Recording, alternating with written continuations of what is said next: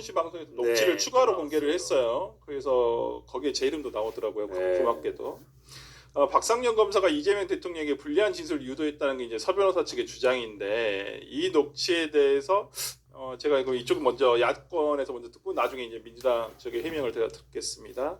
어떠신가요? 국민의힘 뭐 최신 뉴스를 얘기해야 되잖아요. 네. 그래서 그러니까 오늘 오전 상황. 그러니까 우리 시청자분들께서는 워낙 식견이 높으셔서 다 팔로우를 하고 계실 거예요. 그런데 이제 어제까지는 이제 KBS가 보도했던 내용들이 주로 다뤄졌던 것이고 네. 박상용 검사도 오늘 아침에 여러 방송 나갔었는데 그것도 이제 거기까지 나온 것인데 이제 이분이 오늘 아침에 서민석 변호사가 오늘 아침에 김어준의 뉴스공장에 나가서 네. 뭐 새로운 뭐 얘기를 막 이런저런 얘기를 좀 했습니다. 네. 근데 이것도 무슨 거래가 있었던 건 뉘앙스를 좀 풍기는 내용들이었어요. 내용들이었는데 역시나 전체 대화를 공개하진 않았어요.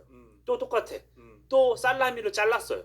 살라미로 잘라서 공개를 했고 뭐 당신이 약속했던 그대로는 내가 지켜줄 수 있다. 그 약속을 지켜줄 수 있다. 뭐 이런 발언을 박상현 검사가 했다는 것도 있고 그 전체적인 내용을 들어보면 제 느낌, 모든 걸 짧게 말씀드리면 여러 가지 변명의 장 같았어요. 어떤 변명의 장이었냐? 그러니까 서민석 변호사란 분이 여러 민주당 내에서 지난달이죠.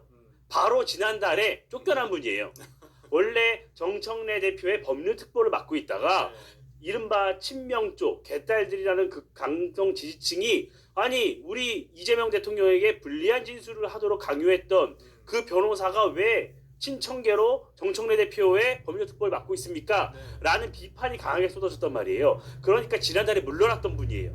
근데 그분이 지금 전면에 등장했잖아요. 그래서 그분이 이제 청주시장에 출마를 하고 나니 경선에서 승리를 해야 하기 때문에 여러 가지 나는 그 당시에 이재명 대통령을 공격하려고 했던 게 아니라 두 사람을 보호하기 위해 여러 노력을 했다는 거의 뭐 그냥 해명을 진짜 장시간 했던 네. 그런 방송이더라고요. 그러니까 박상현 검사도 오늘 아침에 CBS 라디오에 나와가지고 그 얘기를 똑같은 시간대에 거의 나왔는데 이화영 전 부지사 측이 먼저 정범 처벌을 요청했다. 그러니까 서민석 변호사는 누가 먼저 주범 정범 구도를 꺼냈냐보다는 검찰 진술 유도가 핵심이라고 이제 얘기를 하고 있는데 우리 임세현 부대변인이 보시기에는 뭐 서민석 변호사 측의 주장과 박상현 검사의 주장이 민주당 입장에서는 어떻게 보고 있는지 그거 좀 궁금합니다. 저희는 당연히 이제 이렇게 녹취에 나와 있는 내용만 살펴보면 뭐 짜집기라고 얘기하시지만 그냥 그 워딩이 그대로 나와 있잖아요. 그걸 짜집기는 할 수 없습니다. 일부 잘랐을지 모르겠지만 거기서 이재명을 주범으로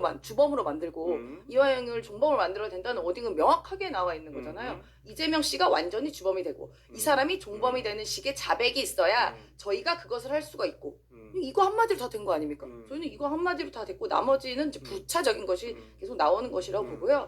이게 음성을 조작할 수는 없습니다. 본인도 그게 본인이 말했다. 이거 전체 공개해야죠 라는 말 이퀄 뭔다. 본인이 이거 말했다는 건 지금 인정을 하고 있는 거예요. 근데 일단은 뭐 그러니까 변호사분들의 이야기를 들어보면은 이 검찰 사무실에 전화기는 녹취가 안 된다고 합니다. 네.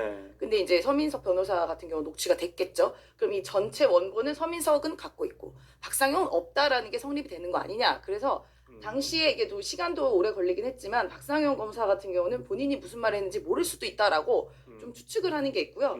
일단 저희는 뭐 저희 당의 입장은 이렇게 허위 진술을 대가로 여러 가지 조건을 내밀었다는 것 자체가 이게 정치검찰의 한 단면이라고 보고 거기서 심지어 공익제보자 지정이라든가 보석 석방, 추가 구속영장 미청구 어떤 이런 굉장히 중대한 사안들 아닙니까? 네. 이런 사법권과 형벌권을 본인 거인 것 마냥 이렇게 흥정을 했던 것에 대해서 이건 법치주의의 훼손이다라고 생각이 듭니다. 아니 근데 그래서 조금 궁금한 건 이 서민석 변호사가 그 이화영 씨의 배우자가 한 달 전만 하더라도 이화영을 회유한 변호사다. 서민석 변호사가 회유했다라고 지목을 했고 거기에 대해서 지금 얘기하고 있는데 오늘 왜 최근에 들어서 이 녹취를 공개하면서 또 소위 말하는 이화영 씨를 회유했던 변호사가 그 언급이 이렇게 주목을 받는 건지 그 부분은 어떻게 생각하세요? 저도 그 부분이 이해가 안 가서 솔직히. 그러니까 저는 다 100% 알진 못하죠. 저희도 나와 있는 걸로만 알 수밖에 없는 건데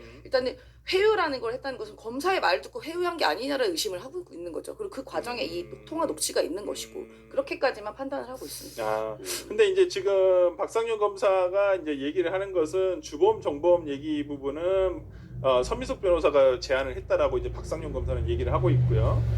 그렇지만은 검찰 당시 검찰에서는 주범 정범으로 나눌 수 있는 문제가 아니라 지금 이화영, 이재명 이 두 분은 당시 경기도지사와 부지사로서 어떤 공동정범으로 보고 있었기 때문에 이렇게 해줄 수가 없는 상황이었다라고 얘기하고 있고 아까 말씀하신 내용 중에서 이제 그 박상현 검사가 녹취가 없다라고 하는 부분에 대해서는 이 박상현 검사가 강펀치에서 TV조선 유튜브인 강펀치에서 말씀한 걸로는 왜 없다고 생각하는지 모르겠다. 왜 서민석 변호사가 자기만 가지고 있다라고 생각하는지 모르겠다라고 해서 어떤 박상현 검사 측도 이러한 녹취록이 있는 거 아닌가라는 어떤 뉘앙스는 그 프로그램에서 얘기하신 적은 있어서 제가 이제 사실관계 팩트 체크만 이렇게 해드리고요. 여기에 관련해서 지금 천안함 개혁신당 원내대표가 오늘 입장을 냈어요. 그래서 형량 거래의 주범은 박상현 검사가 아니라 서민석 변호사다 이렇게 이제 취지로 얘기를 했는데 우리 그 김정철 안정적인 판수, 개인 투자 후보께서는 어떻게 생각하시는지. 어쨌든 뭐 변호사가 이제 형량이나 이런 것들을 좀 낮추기 위해서 변론하는 게 흔한 일입니다. 흔한 일이고 지금 현재 이제 박상현 검사가 좀 여기 문제는 너무 친절한 검사라는 거예요. 원래 저희가 일반적으로 이렇게 친절한 검사가 없어요. 검사가 굉장히 친절하고 자세히 설명해준 젠틀한 검사입니다. 지금 박상현 검사는. 그러니까 보통은 실질적으로는 검사랑 통화를 하려고 해도 변호사가 전화를 해도 잘 안 받죠. 잘 안 해주죠. 잘 안 해주죠. 잘 안 받고 그다음에 본인들이 이제 수사를 하는 과정에서 뭔가 내용을 유출하지 않기 위해서 너 그냥 네 마음대로 계속 얘기해봐 이렇게 이제 하는 방식으로 상대방을 오히려 이제 압박하는 경우가 많은데 이번 같은 경우에는 어쨌든 서민석 변호사가 굉장히 읍소하는 내용들이 앞에 많이 있을 것 같아요. 그리고 그 앞에 있는 내용들 중에는 아마 이재명 도지사와 관련된 내용도 많이 들어있었을 겁니다. 우리 의뢰인은 이런 입장인데 사실 이렇게 해서 다 말하기 어려운 부분이 있다. 뭐 이런 부분도 있었을 거라고 저는 생각이 돼요. 그러니까 지금 전체는 공개 안 하고 이렇게 일부만 잘라가지고 하는 거거든요. 사실은 조작이라는 게 바로 잘라서 하는 게 조작이에요. 요즘은. 지금 조작을 하고 있는 것으로 보여지고 두 번째로 말씀드리고 싶은 거는 이게 지금은 법이 바뀌어가지고 그때 형소법이 개정돼가지고 검찰에서 아무리 자백을 해도 증거 능력이 없습니다. 네. 검찰 조서에 증거 능력이 그렇죠. 없어요. 네. 그래서 뭐 만약에 이게 얘기가 되려면 그 전에 문재인 정권 시절에 수사권 조정이 되기 전에 형소법이 개정되기 전이라면 그렇죠. 그때 자백을 받아도 그것이 증거 능력이 있으니까 뭐 억지로 자백을 받는 게 의미가 있어요.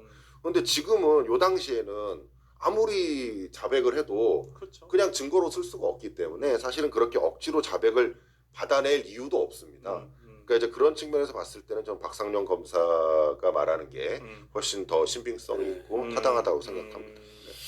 저희 근데 그 당에 이제 검찰 출신 법조인들이 많이 계시거든요. 근데 이분들이 한결같이 이야기를 하시는 거는 검사가 이렇게 뭐 박상현 검사 측에서는 그 자기가 확인한 거다를 이야기를 하지만 실제로 만약에 그 서민석 변호사가 이런 거래를 막 그 검사한테 요구를 해서 그걸 확인받은 거라 하더라도 이런 식으로 대응을 안 한다는 겁니다. 그러면은 필수적으로 그걸 조사에 남겨놓는데요. 조서에. 그러니까 본인의 책임을 어쨌든 회피하기 위해서 그래? 이런 식으로 했어? 그럼 나 이거 조사 남겨놓을게요. 이런 식으로 보통 반응을 하지 그걸 말을 대받아쳤든 뭐하는 걸 남겨놓지 않는 경우는 없다. 그러니까 이게 본인한테 불리한 얘기들이니까 그걸 조서 남겨놓지 않는 경우다. 그리고 이렇게 무슨 형량 거래로 의심되는 일들을 검사가 본인 입으로 말을 하는 위험한 일을 할 수가 없다라고 이야기를 합니다. 이건 저는 검찰 출신 그 당에 계신 전문가들께서 얘기하신 거니까 그런 말씀을 또 전달드릴게요. 지금 여기서 오늘 방송까지 보면 제 말이 엇갈리는 게 그거잖아요.